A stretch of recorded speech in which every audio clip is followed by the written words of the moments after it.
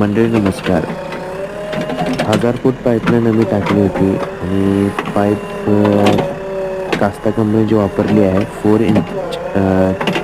Inch 6 kg pipe आम्ही वापरले होते आणि सध्या ही जवळजवळ 200 ते 300 फूट पाईपलाईन राहिली आहे. ती आता JCBने आज सकाळी मोजवत आहे आम्ही.